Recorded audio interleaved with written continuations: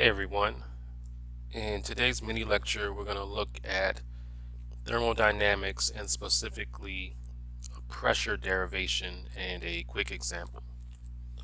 So let's take a look.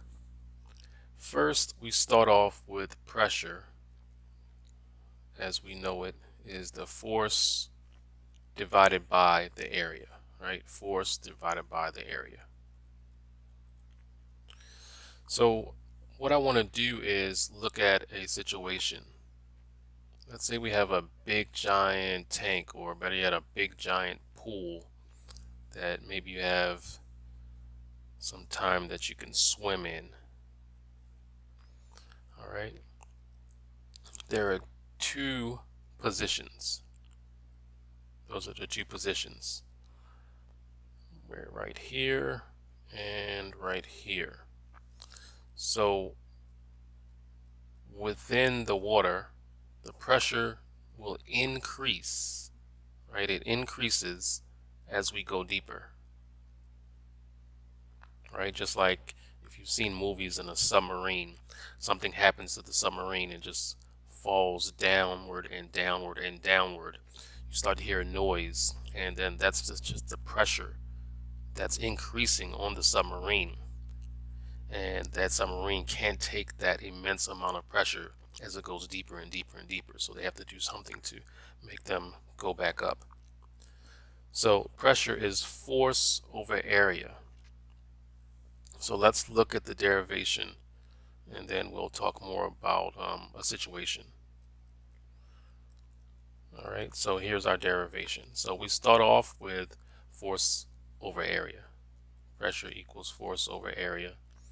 And as we recall, force is mass times gravity, right? That's something we can recall from previous knowledge. All right, in taking that, I can substitute the force with the mass times gravity. So instead of writing force, I write mass times gravity over A, the area. And then thinking back some more previous knowledge in this derivation, we have rho is equal to mass over volume, right? Rho is the density, right? The Greek letter rho, density equals mass over volume. All right, let's try this again in our next step. We have pressure is equal to, and now I have mass times gravity over area, but then I just showed that rho, density, equals mass over volume.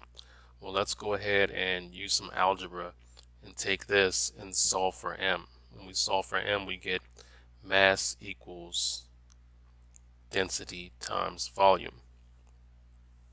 So I can write that as density times volume times the gravity, all divided by area.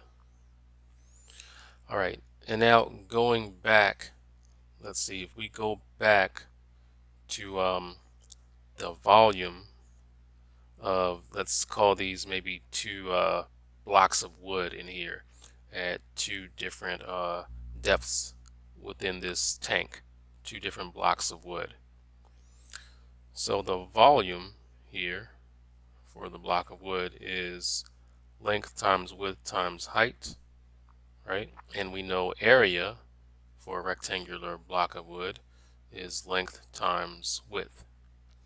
All right, using that information, let's go ahead and say pressure is equal to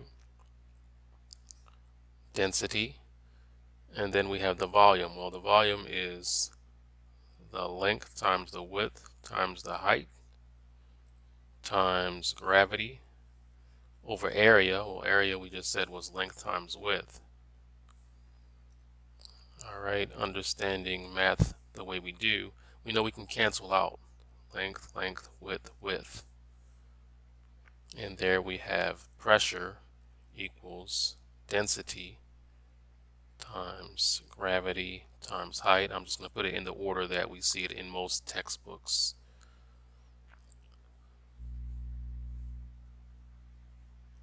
And there we have it. Alright, let's walk through our example. It says that the gauge pressure in a liquid at a depth of 3 meters is read to be 42 kilopascals. We're to determine the gauge pressure in the same liquid at a depth of 9 meters. So, the gauge pressure in a liquid at a certain depth is given to us. The gauge pressure in the same liquid at a different depth is what we're having to figure out. Alright, so the variation of the density of the liquid with the depth is just negligible right now.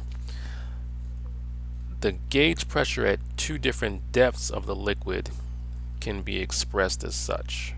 Alright, so we have P sub 1 equals the density times gravity H sub 1, and then we have P sub 2 equals density times gravity H sub 2. Because just looking at it picture wise, right, we have something that resembles this. We're looking at H sub 1, H sub 2, two different depths of the first substance and the second substance, although they're the same type of liquid. Alright, so now we have the gauge pressure formulas for the liquids at the two different depths, P sub 1 and P sub 2. So we can take their ratios, right? If we have P sub 2 is equal to, P sub 2 over P sub 1 is equal to the density times gravity times H sub 2 over the density times gravity times H sub 1. Alright, so let's take a look at this further. We're trying to figure out, again, the gauge pressure of that other liquid, that same liquid, but at a different depth. So we're trying to figure out P sub 2, so we're going to have to solve for that. So we do a little algebra here and say P sub 2 times the density times the gravity H sub 1 is equal to P sub 1 times the density times the gravity times H sub 2. Now we can go ahead and divide both sides by rho G and H sub 1. So then we have P sub 2 is equal to P sub 1 times the density times the gravity times H sub 2 divided by the density times the gravity times H sub 1. Alright, so what's left? We can cancel out, fortunately, the densities and the gravities, and we have P sub 1 H sub 2 over H sub 1. Alright, so now we've solved for P sub 2, and now we can just go ahead and substitute in what they gave us in the problem. So P sub 2 is equal to, P sub 1 was given to be 42 kilopascals, and that's multiplied times the ratio of the first height was 9 meters over 3 meters. And then just crunching the numbers a bit using a calculator, we should get about 126 kilopascals. Alright, so that's a quick problem on finding pressure of a substance.